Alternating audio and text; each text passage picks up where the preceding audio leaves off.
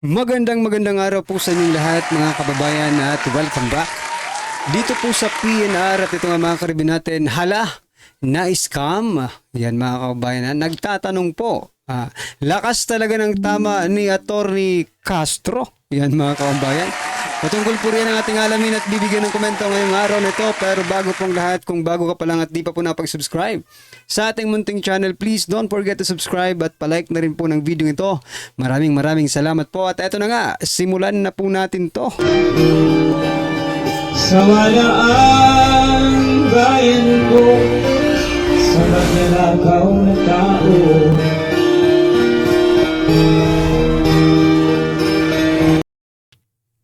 So yan mga kababayan, bago po natin i-play ang video ito, nako, eto mga kababayan, hindi ko po alam kung ito bang si Yusek Attorney Claire Castro, no?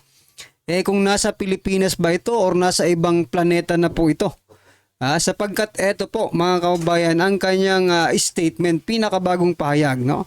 Mula po sa JME News 3 hours ago, mga kababayan, eto po, Malacanang on Monday. Hit back at Vice President Sara Duterte for saying that she was scammed, no, during the 2022 national election campaign. Sabi pa dito, isn't it the way teka lang, ulitin po natin. Sabi niya po, isn't it the other way around? Nako. Palace Press Officer Undersecretary Claire Castro, Attorney Claire Castro, in a press briefing. Yan mga kababayan.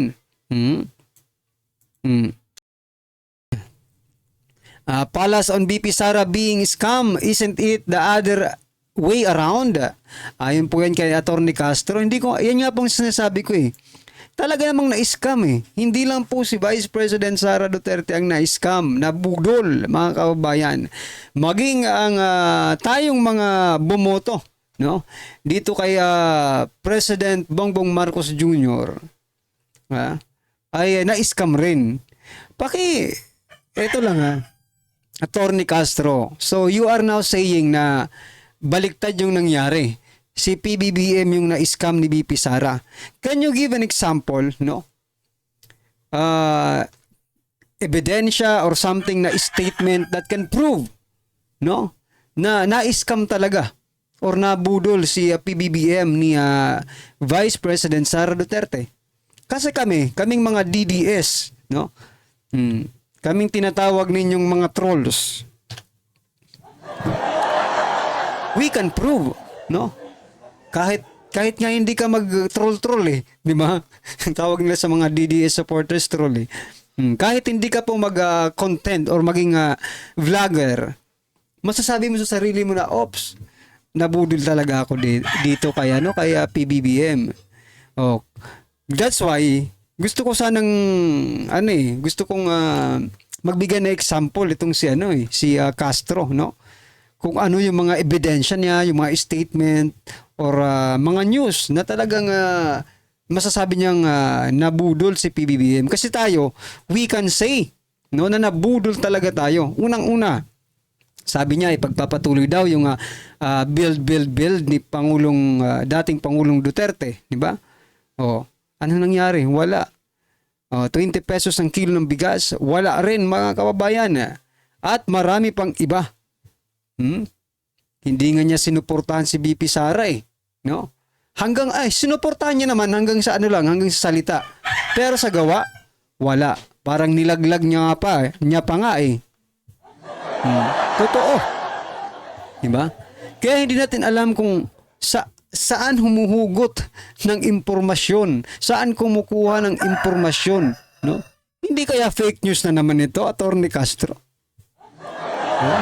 Yang sinasabi mong si PBBM ang nabudol ni BP Sara. Tanungin mo ang taong bayan, baka fake news ka. Oh, di ba? Nagtatanong lang tayo, baka lang naman, di ba? Wala tayong magagawa, yan po ang kanilang paniniwala. At malamang sa malamang, hindi po natin sila makumbinsi, no? Na tayo po na mga bumoto kay PBBM ay nabudol po, no? Kasi sarado po ang mga utak nito eh. Ha? Ano bang nakalagay sa thumbnail natin kanina? Yan. Lakas talaga ng tama. Oh, tama talaga, no? Malakas talaga ang tama ngayon ni Undersecretary Claire Castro. Kung ito man ang pinaniniwalaan niya. Kasi walang Pilipino na maniniwala na si PBBM ang nabudol. Ha? Wala. Yung mga naniniwala dyan, malamang hanggang ngayon tulog pa rin. Ha? At bingi pa rin hanggang ngayon, mga kabayan. Yung mga naniniwala sa mga ganitong statement, na si PBBM po ang nabudol at hindi ang taong bayan, hindi si BP Sara. Ay nako, tumigil ka na. Namumuro ka na. Ha? Kung ganyan lang din naman ang press secretary, no? Ha? Kung ganyan lang din naman ang undersecretary ng PCO, no? Aba, talagang maybe isang buwan pa lang mawawalan na po ng credibility. Ha? Yung inyong mga sasabihin diyan sa PCO, kung ito at ito pa rin si Attorney Claire Castro ang pahaharapin nyo, pasasagutin nyo, ha? Sa mga tanong ng bayan. Mawawala po yung credibility at malamang sa malamang wala na pong maniwala sa communication secretary or dito sa anong tawag dito, Presidential Communication Office or officer, mga kabayan. Sayang naman, no? Kayo pa naman sana yung magiging frontline arm, no? Communication arm, no? Ng gobyerno. Pero mukhang sa inyo pa nanggagaling ang mga fake news. Do you think ordinary Filipino will believe you saying this words, mga kababayan, na baliktad di umano si PBBM ang nabudol? Ayatik talaga. Well, anyway, mga karibin natin, ano po ang inyong opinion dyan, mga kababayan? At eto pa, nako, talaga, kamara, no, mga congressman, mga kongreso. Aba, mabilis pa sa alas 4 ang responde. Response patungkol po sa ICC issue. Na mukhang fake news din naman. Di ba? Oh, yan. Nagtatanong tayo kung fake news nga ba o hindi, ha? Ito, mga kababayan. Unahin na po natin to si Chua. Okay? Sabi po dito sa Jamie News 2 hours ago, mga kababayan, the Philippines has a legal and diplomatic obligation to cooperate in arrest for former President Rodrigo Duterte amid the alleged issuance of an arrest warrant by the International Criminal Court. Ito, nasa ibang planeta rin ito, mga kababayan. Ha? Nasa ibang planeta. Bakit ba nasa ibang planeta kayo? Tatanungin kita, membro ba ng ang Pilipinas ng ICC? Ha? Tanungin mo ang sarili mo kung membro ba ang Pilipinas ng ICC? Para magkaroon ng obligasyon ang Pilipinas to cooperate dito. Diba? Kasi dapat magpa-membro muna kayo. Sabihan mo kasi si PBBM, wala namang problema yan. Sabihin mo, Mr. President, can we be a member again?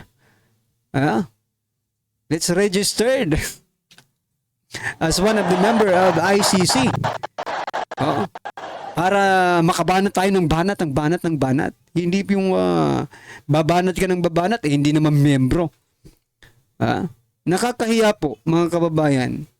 Kasi mga congressman kayo naturingan po kayong mga honorable, intelihente, no? Na mga tao. Supposed to be, mga kababayan. Pero bakit ganito ang mga logical thinking ninyo? No? Magkakaroon ng obligasyon hindi nga membro. Eto, common sense lang, mga kababayan. Correct me if I'm wrong. I stand to be corrected if I'm wrong, mga kababayan. Pwede bang magkaroon ka ng obligasyon kung hindi ka membro? For example na lang natin, sa school. Diba? Maraming clubs na pwede mong salihan, pero isa lang ang napili mo. Ngayon, do you consider yourself having obligation to the other clubs na you are not supposed to be membered? Di ba? Ay, nako. Sayang. No? Sayang yung tax natin na binabayad dito, mga kababayan. No? Hindi gumagana ang JUTAC.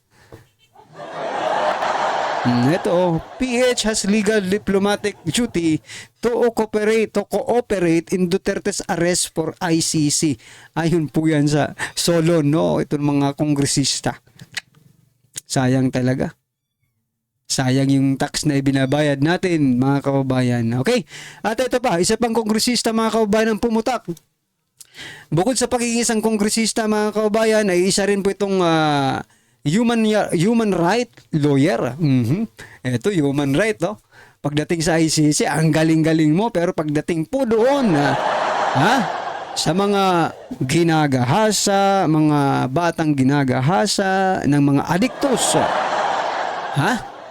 nasaan ka? Hinahanap ka nila, human rights, pero hindi natin alam. Wala naman silang, well, anyway, ito po ang statement, balita, mga kabayan, nagbigay ng pananaw sa human rights lawyer at ML party list third nominee attorney Erin nominee lang pala ito, mga kabayan. Okay? Attorney Erin Tanyada, no? Kung gaano raw kalaking panalo para sa mga biktima ng giyera kontra droga ang mga kumakalat na kwentong may arrest warrant na. Nako po. Ang International Criminal Court laban kay dating Pangulong Duterte. Alam nyo, sakay kayo ng sakay dito sa isyong ito, which is not verified, no? So, ang dadali nyong mauto, yun lang. Diba? Pero, yun yung sabi ko ayun, pagdating po doon sa mga biktima na mga durug, mga addictos, no?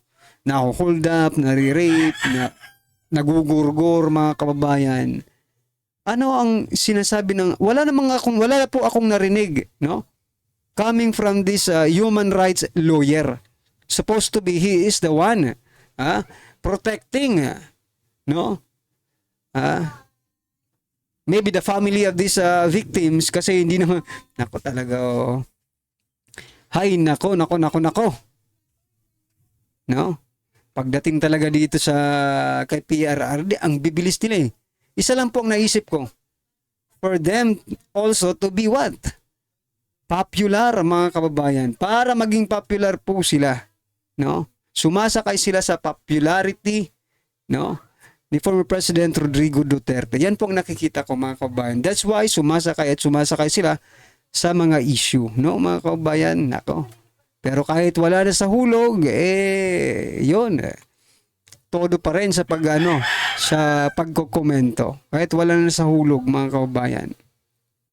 So ito, mga kababayan, panoorin po natin at bigyan ng reaksyon ang video ito. Sa wakas, sa Korte Suprema, ibinasura petisyon, Solgen, walang nagawa. Kongreso na alarma, panalo na. Ay, ito, mga kababayan, pakinggan at panoorin po natin to. Pag-usapan natin ngayon kung ano ang desisyon o ano ang aksyon ng Korte Suprema doon sa kahilingan ng Solicitor General na ibasura yung petition for certiorari and prohibition na isinampa grupo ni Atty. Vic sa Korte Suprema tungkol sa 2025 national budget. Inihiling ay declare null and void.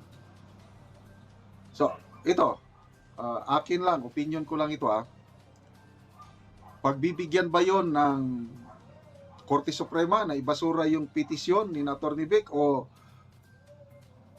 sila ang nabasura? Yung kahilingan ng Solicitor General ang naibasura? Diretso Inidoro o diretso Cubeta ba? Ito Eto lang, mga kababayan, no? Bakit mo naman i-request na ibasura kasi null and void? Are you not you don't trust the Supreme Court? by doing their job, no? To investigate, to analyze the documents, no? Bakit mo naman i-request na ibasura na lang agad-agad without further investigation, di ba? Or pag-analyze ng mga ebidensya. Kasi kung talagang may tiwala ka, na wala ka namang di ba? Ibabasura yan or hindi yan tatanggapin ng korte. Just shut up. Ba? Shut up na lang po. Korte na lang po ang bahala dyan. Bakit? Parang ang lumalabas tuloy ngayon, mga kababayan, na dinidiktahan ninyo ang Korte Suprema. Na wag gawin ng tama ang kanilang trabaho. Kasi hindi na po yan tama kapag pinayagan ng Korte Suprema, di ba? Itong si Solgen na wag na, ibasura na lang yung agad. Di ba? Parang may mali, hindi tama, mga kababayan. Kasi parang inutusan mo di ba? Inutusan mo yung Korte Suprema na wag nang ituloy yan. So, nadidiktahan pala, mga kababayan, kung ito kung papayag yung Korte Suprema sa request, no, ng Solicitor General, nabubulo naman tayo. Kapag pumayag po ang Supreme Court diyan sa request ng Solgen, isa lang po ang iisipin ko, mga kababayan. Nadidiktahan po itong Supreme Court natin. That's why I conclude, mga kababayan, na ang Supreme Court po ay hindi papayag sa request ni Solgen, no? Duda ako, hindi talaga papayag yan. Not unless kung talagang, ewan ko lang pero opinion ko lang naman, baka lang naman hindi papayag. Kasi, ang pangit tingnan di ba? Mawawalan sila ng credibility. Hindi na sila pagkakatiwalaan ng taong bayan, di ba? Hayaan yung gumulong yan at lumabas ang totoong kung may sala man o wala, di okay. At least we prove that our Supreme Court is still working, di ba? Hindi yung parang puppet na lang din. Di ba? So yan, mga kababayan, ano po ang inyong opinion, reaksyon patungkol po sa video ito, i-comment lang po sa baba. Para at least alam po ng ating mga kababayan ang inyong opinion. Maraming salamat po, mga kababayan. Please don't forget to like the video. Maraming salamat po. Sawala ang bayan ko sa magnanakaw na tao.